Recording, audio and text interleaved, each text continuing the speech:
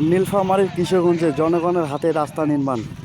রাস্তাটা প্রতি বছর বর্ষার সময় ভেঙে যায়, তাই কুড়িপাড়ার সকল জনগণ এসে রাস্তাটা মেরামত করে। নীলফামারী কিশোরগঞ্জ প্রতিনিধি এই বিষয়টা নিয়ে MJS TV নিউজকে অবশ্যই একটি প্রতিবেদন তৈরি করে। এই রাস্তাটা আমার একটু বন্যা হলে সবসময় ভাঙি যায়। এই রাস্তাটা আমার সব সময় ওয়ালকাটের প্রয়োজন, খুব প্রয়োজন ওয়ালকাটের। এই রাস্তাটা যাতায়াত করতে আমার এত কষ্ট হয় এই রাস্তাটা যাতায়াত করতে আমাদের। শুধু একটু বন্যা হলে এইটা গোটাটা নামি যায় আর ভাঙি যায়। কিছু করি পাবো না আমার কুড়িপাড়ার মান্য ব্যক্তি আছে, সব লোক লাগাই দিছে, রাস্তাটা ঝড়াও হয়ে যাবে। আমাদের এই রাস্তাটা এত খারাপ হয়েছিল যে রাস্তাটা পাকা করার পরে ধসে গেছিল বন্যা পানিতে। আমরা গ্রামবাসী মিলে সবাই মিলে উদ্যোগ নিয়েছি যে রাস্তাটা বন্ধ করব এবং আমাদের দাবি করে রাস্তাটা মেরামত করা হোক।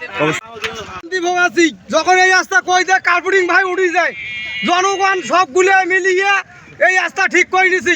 এমনকি গ্রামের লোকজন আজকে মেম্বার চেয়ারম্যান সবাই আসছি, মধ্যবৃত্ত মানে যারা চলে না তারাও আসছে।